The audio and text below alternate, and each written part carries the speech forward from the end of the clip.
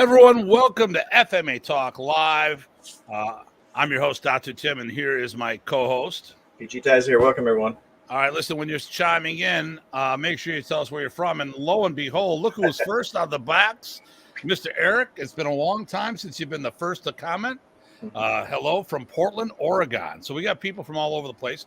I got a special guest coming from Rancho Cordova, California. It's in the Sacramento area. Today's topic is all going to be about Filipino Martial Art supplies. Tonight is the end of season 2. So we've got the first show, which is FMA Supplies. The second show is going to be about some of the FMA urban legends. And of course, Eric's like, LOL. And Terrell Richardson, who had questions for our friend. Hello, my brothers. I hope you both had a good Thanksgiving. I am from Maryland. All right. Yes, we are. Okay. So, thank you. You too. Did you do anything special this weekend besides Thanksgiving? Tried to rest as much as I possibly could. How'd that go for you? That was special. Okay. So, we hosted and there we go. Hello, Rich Parsons. Now he's from the Flint, Michigan area, and then Alvin is from the San Francisco Bay Area. Now I do have, I have some bad news, and I want to. Some of you may have known him. We lost another modern Ernie's practitioner. Enoch Carlton passed away over the weekend, evidently because of a long battle of cancer. So, for those who didn't know, just take a moment. I didn't have much interaction with him. Every time I met him, he was always so nice to me, always so friendly. Had no bad things to say. I'm not sure if he was a first gen or second gen black belt. But I've known him since, basically I met him shortly after Remy passed. And really, really good guy, so. And passionate about the art for sure. Yes. No doubt. If you're in the Metro Detroit area, there are services. My phone's been blowing up, so I'm part of a text message. There is an open session. Reach out to Bill Barker. He's pretty much the guy who's got all the details. Those two were best buds. And, you should talk to him about, Romeo Bravo in Facebook jail, but watching. Okay. I got a direct message from, okay. All right. So listen, here we go. We got from Brazil, which I'll be going down in May. Brazil here. Tertia Sinawali, Greg Allen style. Hello, sir. Great to see another person on there. And then hello from Costa Rica. Oh, wow. There we go. Nice. Sifu Tai, I like you. I too practice Chinese martial arts with modernities. I like you, but he just says greetings to me. Thank you. Okay, I see how it is. No, he says like me, so he's comparing. Oh, okay, all right. Okay, Yeah, that's that's good. good. Classes. All you come through condolences to his family, friends, and students. Yeah, it's a hit for any family. When any martial art family loses a member, and I've always told people, even people that I don't like, we know it affects so many other people that do like. I hate to see anyone die, because even though, like I said, there's people I don't care for out there, but there's people who love them. And, it's a bigger picture. We always think about the self. We got to think about the big picture. And Mr. Mason, who I spent the weekend with, says hello. So we did the last on-the-road event. We did the Southern Ontario Canadian Modernist Camp. It was really cool. We've already got next year's scheduled. It's up on the website. Same weekend, Thanksgiving weekend. U.S. Thanksgiving, not Canadian Thanksgiving. That's October. That's our Columbus Day. And so it was cool because it was in a hotel. And it had the remnants of being in the college dorms, because I opened up my door. There was people staying across the room. So across my room, the room there was Craig Mason and his cadre of people. To my right was Jason Arnold and other people. So, it was all cool that we're all converging there. And it was like, wow, this is almost the same as being in the college universities. It was really, I really had a blast. And we now have one new Prasis and Modernist black belt, Jeremy Gaudet. Yes, congratulations to him. So I started my camps in the hotel, so that'd be very nostalgic. So, all right. So today's show, like I said, this is the last show of our season. We'll be starting back up in January. Like, there's 2 shows tonight, so we're doing that short format. We do have hopefully this guest can stay for both, or at least part of the second one. So this topic is all about FMA supplies. It is very hard to get them now. I sell rattan, but I don't sell to anybody at the moment because the last batch took me 9 months to get the materials. This person has a hookup in the Philippines, gets stuff on a regular basis, is committed to the craft of FMA Supply. I dabble with it. This guy is a specialist. This is where I get my Kamagong from when I'm in the States. Great guy, because he also does Doce Paras and Yao Yan. And we're going to have him on the show again for other things. But with no further ado, from Rancho Cordova Martial Arts in Rancho Cordova in the Sacramento area, Guru, hopefully it's the right title, Miguel Rubi. Sir, welcome aboard. Hey, welcome. Did you hear all the things I said about you? Oh, you can't hear me? Uh-oh. No, we can't hear you either. We can't hear you. What? It was working before. It was. Master. Okay, Master. Okay, it was really cool and knowledgeable. Maybe it's something on your side. Did you have a headset on before? I don't think he did. Oh, I think he's logging off. Hello. I will present on my side. It's funny because before we started the show, he was working fine. Effortlessly, too, yeah. You might have to log out and come back in. Bill Anderson got bounced earlier. We got bounced. Hey, Bill, how you doing? I don't think Tim bounced you. I didn't bounce anybody. And you didn't kick anyone new else off the internet? No, I haven't kicked anyone new. I only do that to certain people. Okay. You got to be like a GM level for me to kick you off the internet. There you go. Even though it was just a discussion group. Yep. So, all right, let's talk about stuff. So, right now, here we go. Be back. Can we hear you now? I can hear you now. Okay, I said such good things about you, but your check wasn't that much, so I can't do it a second time. It was okay. Fair enough. So, I don't know if you heard what I said. I was telling everybody, so I'll say it one more time. So Miguel Rubi runs My FMA Supply out of Rancho Cordova. It's in the Sacramento area. He also runs Rancho Cordova Martial Arts, where they teach Doce Paras and Yao Yan, which if he likes us today, we'll have him on again for those topics as well. We're doing 2 shows tonight. Hopefully he can stay for part of the second show, if not the whole thing. And that second portion is going to be FMA Urban Legends. We want to debunk a few of those. That shouldn't be too long. We're only going to do a handful. When I do my own rattan supplies, but I don't share them anymore because the last batch took me 9 months to get in. Miguel Rubi is dedicated to FMA Supply, where I just dabble at it. And when I'm looking for Kamagong, when I'm in the States, this is the guy I go to, which he's got some really badass things. And we co-collaborated on a stick bag and a few other things that's just amazing, where he's got stuff. I mean, like I said, he's constantly getting stuff, committed to doing this. So and Joe Rebello says hello. So with no further ado, Miguel, tell us, how are you doing in sunny California? I'm doing really good. Thank you, PG Ty and Dr. Tim, for having me on today. And before we start, it's FMAsupply.net, not My FMA. Oh, okay. Why did I get my? I don't know. Man, I want to. Okay, my bad. Maybe you're buying us out. Okay, maybe that's what I'm. Yeah. I should be able to read. I mean, the logo just says FMAsupply.net, so it's wishful thinking. Maybe that's what it is. I'm jealous. I've got rattan envy. So what I want to talk about is getting FMA supplies and where stuff is and where we can get stuff from, and as far as and then Craig Mason says hello to you, my friend. There we go. I don't know if you can see a little thing down there. I'm just saying hello. Hello, Craig. Hope to see you soon. I think we're going to New York. That's what we're talking about. Rumor.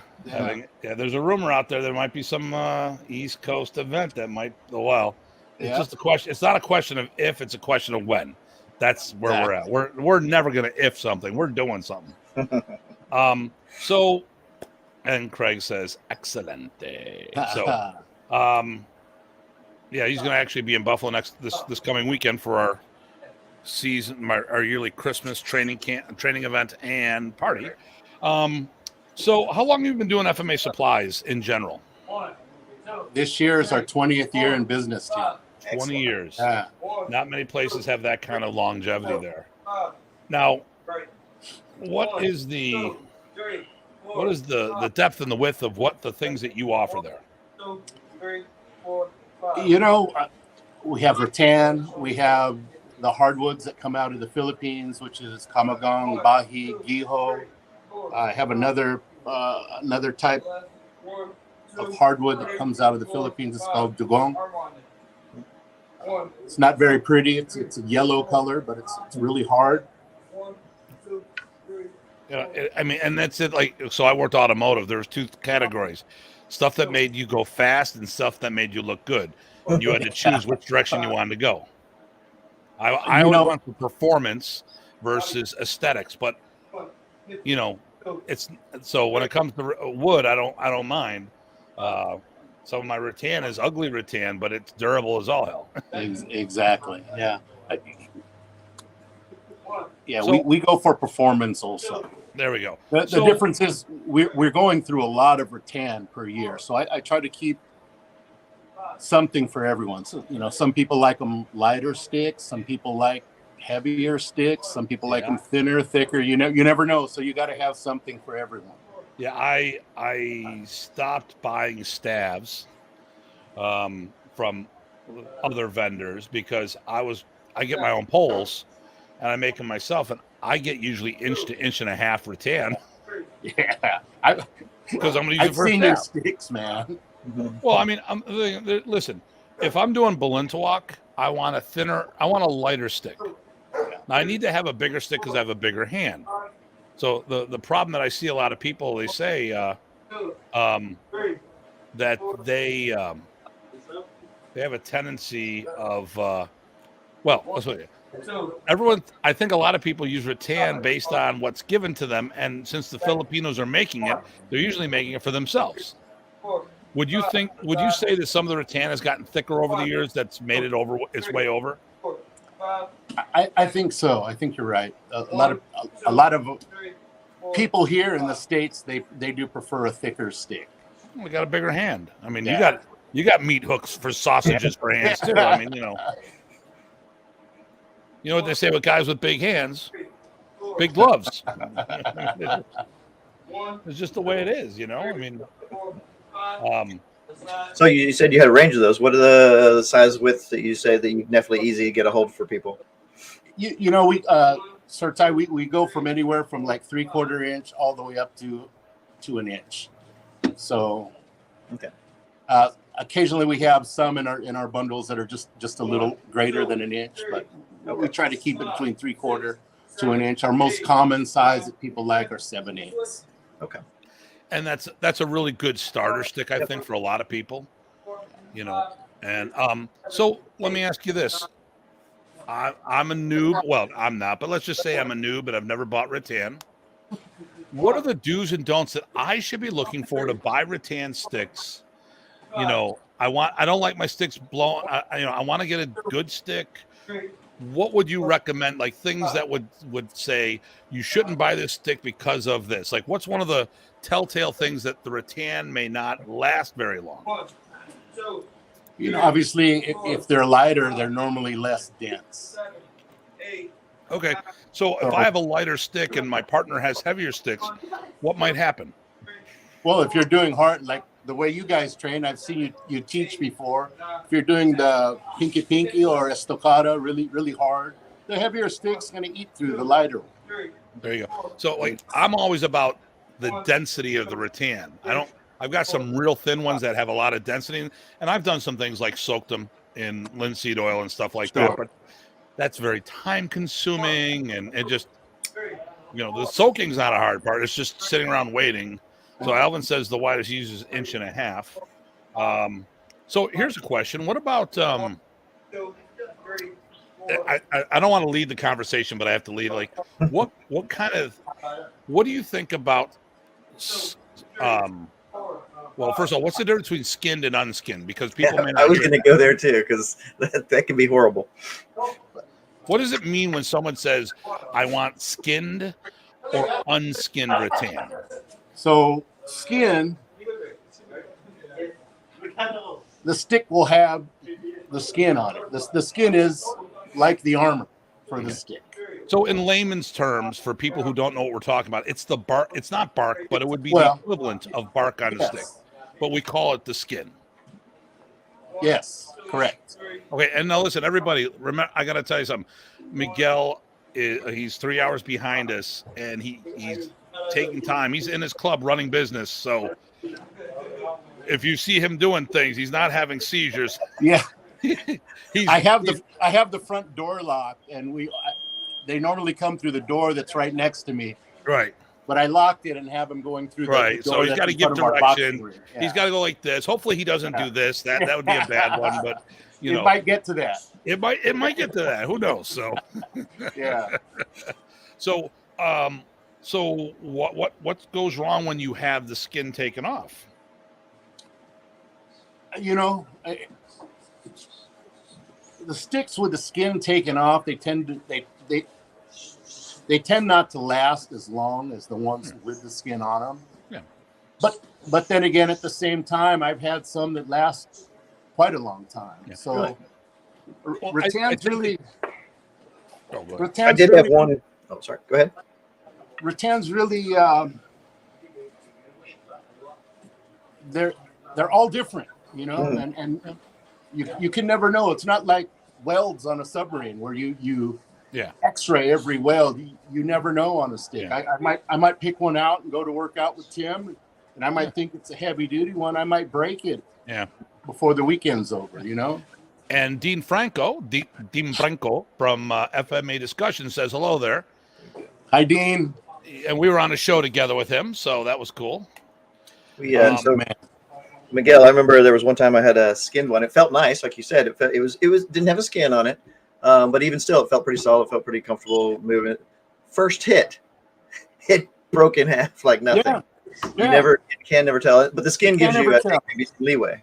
I have seen a stick with skin snap, but it must have been a company that was really straightening. Okay, so the process of rattan is a vine, like a curly French fry. So the Filipinos, usually it's the Filipinos who do the sticks for us in America. What they'll do is I've been to Riddell the Guck's place. He puts them all and lets them dry out in the sun, and he'll heat them up to straighten them out. Well, I think some places have heated them up so much that there's no moisture in there. When you dry up someone's skin, it cracks and breaks. Well, that's exactly what this is. You got to think about the skin on the stick is like the skin on your body. It protects the inside. Exactly. And a lot of times, I think when you get skin rattan or no skin on it, I think somewhere where they're partially sanded, where you still got a little remnant of it, but they lacquer it too to keep it, to give a little. Yeah. But you never can tell.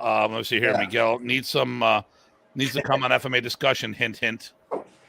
I'm sorry. Anytime, Dean. Just invite me.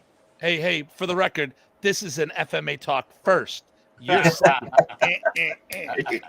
Although he did the FMA top 50 and then actually went to the top 100. But why? You know what? You didn't include Miguel in the top 100 FMA guys, so why would he want to be on your show? No. I would. No. It's done. LOL. No instigating here, by the way. No instigating here. And by the way, Miguel, if you want to see the comments as they come in, on the top right of your thing, there's a thing that says private chat or comments. Click on the comments one. You can see them as they come in. Okay. Yeah. So right here, good evening, everyone. I do a lot of hitting the heavy bag. Will rattan hold up to this type of training? So hitting the heavy bag. What do you think? Which rattan? Okay, good point. Some might last, for quite a long time, and you might break some on your second session. Well, it also depends on what you have in your heavy bag, right? If it's all rags and stuff. He thought he had a real strong stick. He went to use it, and it breaks. How can you tell? Yeah. You won't. Well, hey Miguel, my other co-host says hello. He's a little puppy. He's only 170 pounds. So you get to fight him over the room when you come out. Yeah. So I remember going to a Remy seminar, and I just got into doing my own rattan. So this guy swung a stick at me, and it came from one of the main supply houses. And he swung at me, and the stick was sticking in my face. I'm like, what the hell is wrong with this? I blocked it. He bought it for the seminar. I cleaved it in half with my block. Yeah. Wow. So listen, the one good thing about a heavy bag is that it's padded. It's not hard, but you could. Usually the nice thing about rattan, it usually gives you indicators long before it's about to go. It should. It should fray before it totally snaps. Okay, so and then here's what I'm going to sit there and say. You guys might not get access to it the way we do because I don't think Sacramento's a hockey town. But we like to use clear hockey tape because it's a rubberized tape for grip, and it makes the stick long. And I hate putting tape on my sticks. Okay, I'm gonna mute this for a minute. So Ty, take over. I think what we're talking about was putting the hot tape on. I know when we first started, we put things like no tape, we put electrical tape, we put whatever. Hockey tape works pretty well for us. It's tough. It's not too much in the way. I prefer not having any tape as well. That's it. And or like if your favorite stick, we all have favorite sticks for a while. All right, this one's really good. I like how it feels, I like how it moves. It's starting to fray, but I'm going to make it last just that little bit longer. Then I'll go ahead and put tape on it sometimes. There we go. How does the hockey tape differ from electrical tape? It's a little thinner, a little more flexible, a little more durable. Doesn't mark up any bags. And that, yes, and it doesn't leave goo. So when I come out, I'll bring you a couple rolls. Okay. Yeah. So there's a couple different brands out there. 3M has probably the best brand, but it's kind of hard to get. It's as clear as you can go. Getting ready to start my classes. Here we go. Just wanted to say aloha. Hey, Chaz. Hey, we should get you on the show. Yeah, you should. He's good. Well, we competed in the same tournament together. Yeah. Okay, so actually, let's go back here.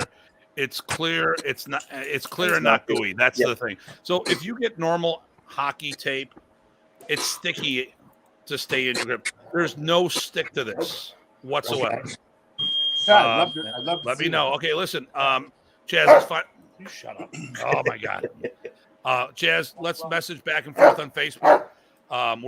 We'll be off. Let's do it in January. Mondays in January. We'll make a okay, hold on. Okay. Taro wants to know, is there a difference between rattan from Indonesia and the Philippines? I have a theory on that. I'll talk about. Only other thing I was going to add on the tape is, there's also, I've even had students back in the day use duct tape. You've probably seen that too. Sure. Yeah. No fun, and there's that goo factor, right? But Yes. sometimes you do what you got to do. Heck, I've been on trips where I couldn't take stick with me, so I go down to the Home Depot, get either a PVC pipe, 2 foot, close enough, or a plunger rod, right? The dowel that goes in a plunger, you can get those for 99 cents. Boom, you got a practice stick that you can at least train with for a little bit, as long as you're not stupid. Yeah. So, I mean, we do what we do. But yeah, the hockey tape is sort of what I settled on. There's also the grip tapes. You seen those? Yes. Or the cloth tape that's sort of in between Yes. hockey tape and grip tape. Yeah. I mean, people say you have, I used to think you always had to use tape. Now I don't like to use tape at all unless I have to. No. Or for a design, my wife gave me her Batman tape sticks. That got me on a plane with my sticks once. There you go. Yeah, I like the hockey tape. It's amazing. I mean, I use the body opponent bags, and they started turning into like a leopard or a cheetah with all the marks on it. So one of the first things I do with my body opponent bags, I put my school T-shirt on it. So that's school branding. There you go. But it doesn't mark anything. So if you're hitting something for training, it won't leave marks on it. And electrical tape really, it doesn't do anything. I mean, we all did it because that's what we had access to, and electrical tape's cheap. Yeah. Yeah. And then Frank, you guys are hitting your heavy bags. Is that what you're saying? Yeah. Well, telephone poles is what I used to use. Let me show you what we hit here in our Okay. store. Good. Oh, he Hopefully I didn't black him out. That's him. That's right. Okay. All right. You redacted him? Yeah, I kicked him off now. I'm getting vertigo here. I'm getting dizzy. Stop. No. Tires. Yes. Yes. Yep. This is what we bag on. Yep. Or scream on. Yep. I'll do tires. I'll do a telephone pole. I don't use a heavy bag normally. Well, okay. So in my martial arts school, I have to use my space for I try to multi-use everything. Everything's got to have multiple purposes. So like one of the things we do rumpida, which is the up and down cutting. Right. I take my plyo boxes out. I put a staff on top of it, and we use it to hold so people can do the up and down rumpida for the kid. So I do the kids to do that. Adults, we just hold the stick like this and pop. But I mean, I need something for the children. And I don't want them to bash each other's fingers. Right. So everything. Well, okay, everything takes up real estate. So every piece of equipment you put in your school, it just takes up. When I moved into my first place, I had 3,000 square foot. I laid out every bag I had, and I looked at the floor. I'm like, my God, where'd all the space go? I moved the bags to the side. The place was huge, but because it's that perception. But I mean, I've got 4 body opponent bags. I've got 8 heavy bags. I got 4 stations for a focus master, and all this other stuff, and it all takes up space on the floor. So, as I have on my body opponent bag on the bottom, I have tires there, so I can hit low as well. Okay. Protect the base.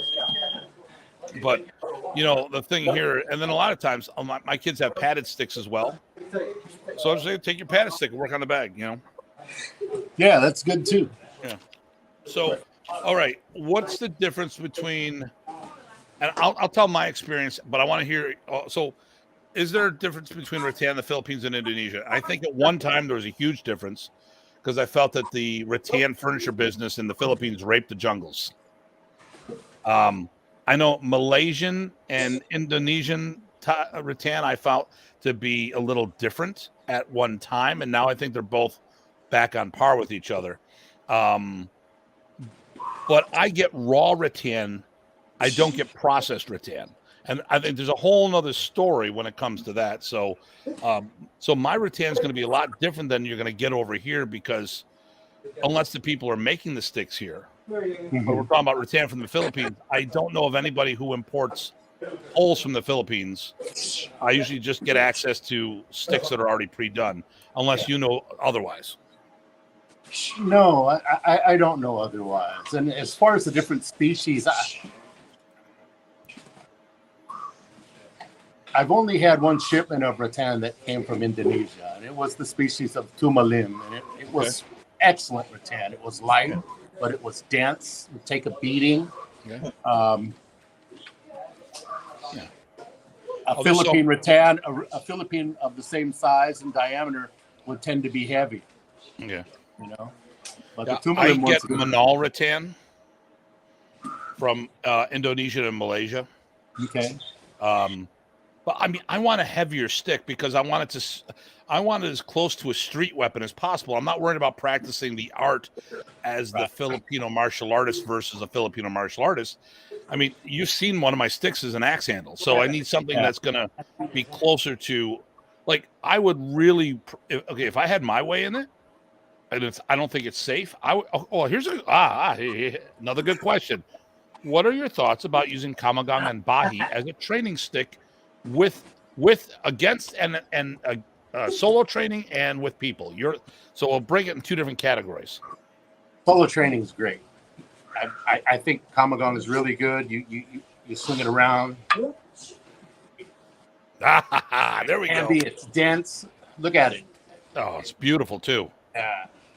That's a sexy hunk of wood there. Will it make the cut if you and I each hold one and bang them together as hard as we can? I don't know. Maybe. I wouldn't want to do it. Look at it. Well, I'm not even worried about that. I'm worried about the safety aspect. Yeah. I think it would. I think the Kamagong stick would hold up just fine if you hit me in the head with it. But if we're banging stick to stick together, I mean, who knows? Who knows? So for those who are listening in that are not Filipino martial arts, that are more cross trainers, there's a property of rattan that a lot of people don't realize. It is very good at absorbing shock. I've seen people do Sinwalis in training with hardwood sticks, and they develop tendonitis very, very quickly. I'll see them do Sinwalis. Literally, I was visiting a karate school that I was selling rattan to, and there's two people with hardwood, like wooden dowels or hardwood sticks, and they did Sinwalis for maybe 3 minutes, and they're holding their elbows when they were done.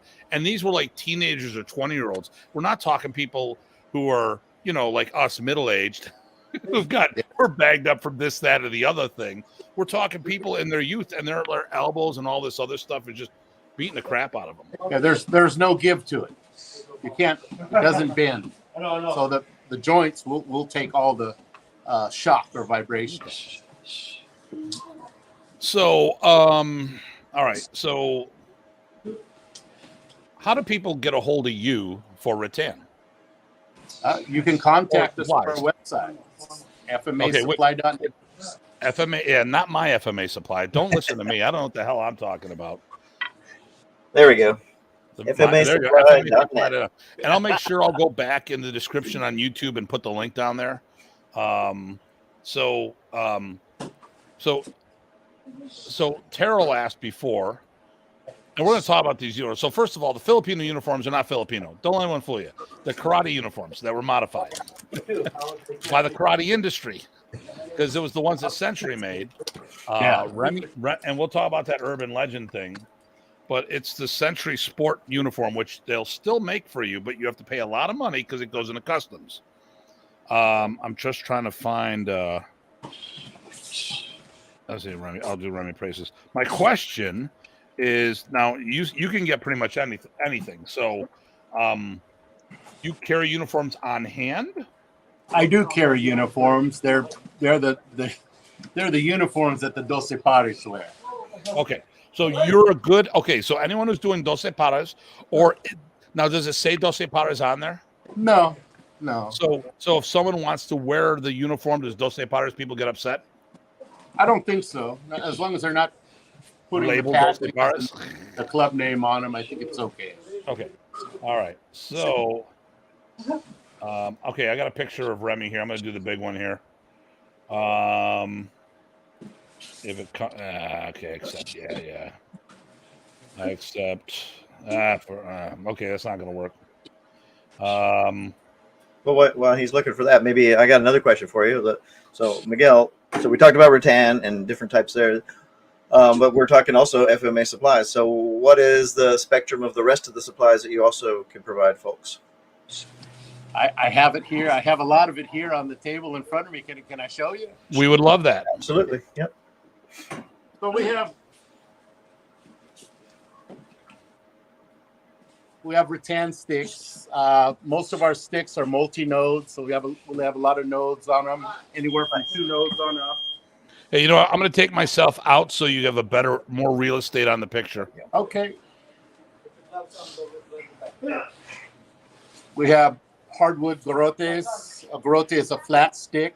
This stick in particular is octagon shaped. And this is made out of Giho hardwood. That's the Giho. Okay. Yeah, really nice weight. It looks a little bit not quite as heavy as Kamagong, but it looks solid. Yeah, it's nice and solid. It does flex a little bit tight, more so than the Kamagong. Okay. We have Kamagong training swords. Mm-hmm. Nice. I'm not bashing that one, even though it's tough. Yeah, I wouldn't either. So we have several different designs. Okay. We have our Kamagong garrotes. We have Bahi sticks. Nice. That's one of my favorites. Yeah, and these flex. Yeah, a little bit. Yeah. A little bit. We have Hey, what's Bahi made from? palm, heart of palm. There we go. So everyone knows. And what is the kamagong? It's from the ebony family. Okay. So like the keys on a, like the keys, the black keys on a piano, it's in the same family, everybody. And then, okay, because a lot of, okay, but the Bahi is from what part of the tree? The center. Of a what kind of tree? Palm. Palm tree? Okay. Aluminum training daggers. Nice.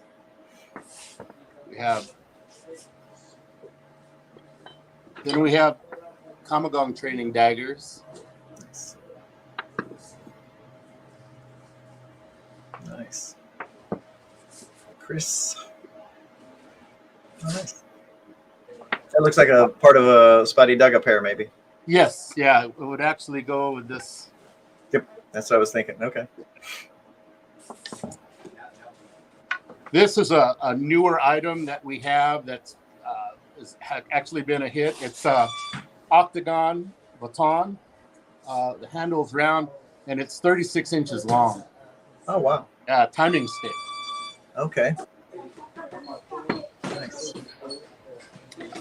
Another one that's really popular, we have this kamagong walking stick, gentleman's Oh, stick. nice. Yeah. 2-inch ball on the handle. I could have used that a couple years ago. Yeah. And then here's the infamous bag that Datu Tim helped me with.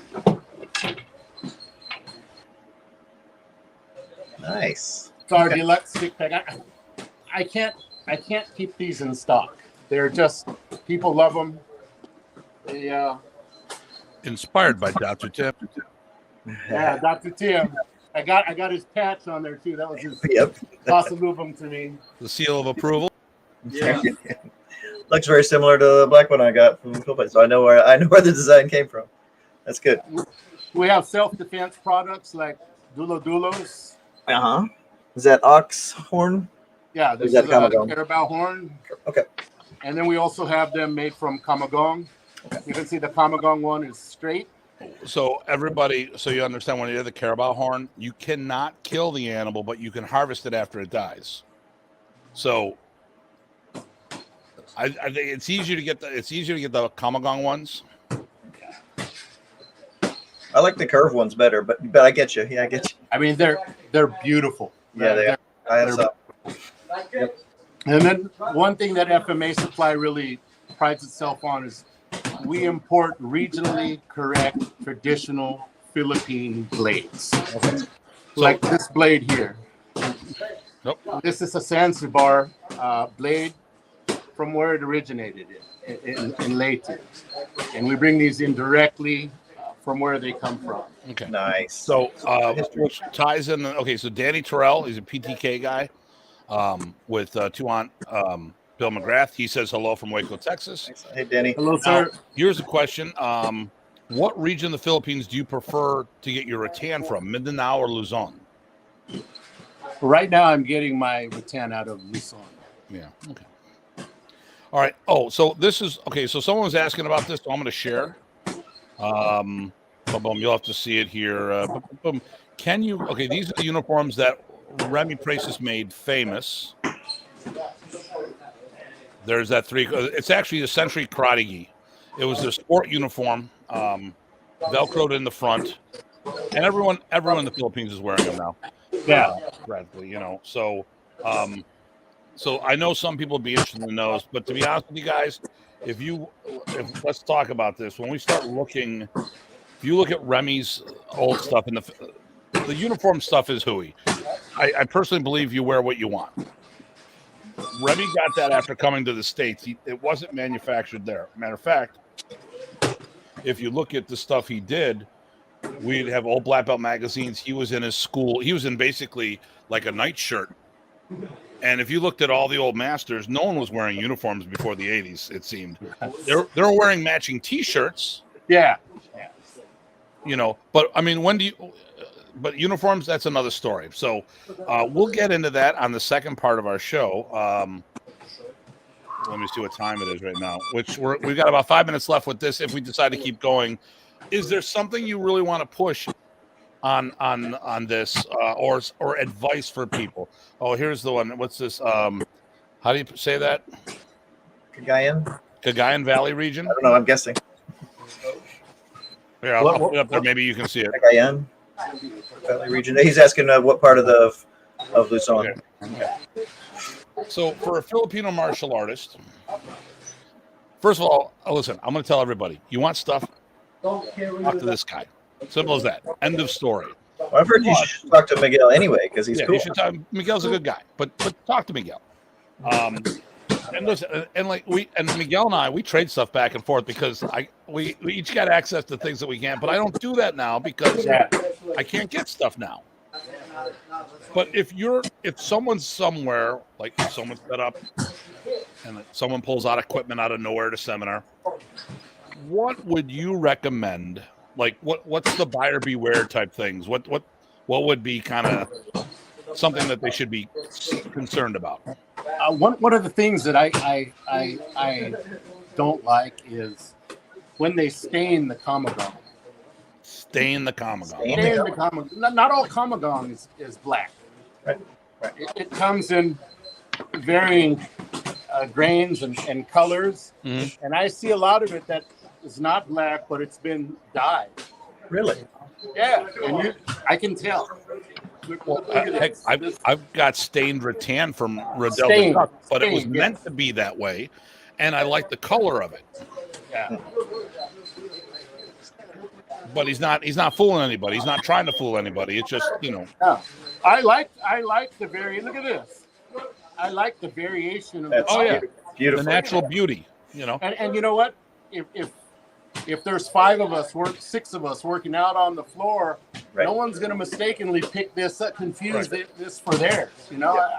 I dig it. What do you they're all think about unique. The grooves? Yeah, they're all unique. What do you think about the grooves in the sticks, the rattan sticks? The nose? Kamagong I don't mind because it's a piece of artwork, but I think he's talking about carved grooves. Carved grooves. What do you think about that? I think you should, when you're getting rattan, I think you ought to just use it. You don't need to carve it. Just get out there and use it. Hit those heavy bags. Work with your partners. Drill it. Yeah, unfortunately, some of the vendors from the Philippines, everything's carved. Or let's say you get like stuff from the big manufacturers. Sometimes the carvings are right where I like to grip, and it digs into my hand. Yeah. And listen, it's just the way it is. Okay, so. Bill said Ilonggo Mountain Region, Ilocos Mountain Region. He's talking about, and then Tim Dobson says hello from Canada. So personally, guys, what I would look, if you're looking for a tan, my recommendation: make sure it still has the skin, the bark, for lack of a better term. Look to see if something. Okay, if the sticks have grooves in it, every time you work the rattan, as in manipulate the rattan, you weaken the rattan. Okay, I see. Oh, here we go. Joe's calling you out. I love the design, but the site says sold out. Your website. Okay, well, listen, guys, don't bother with the website. Talk to Miguel, because the thing is, here's the thing. I know we get stuff that doesn't go on the website. Talk to the man.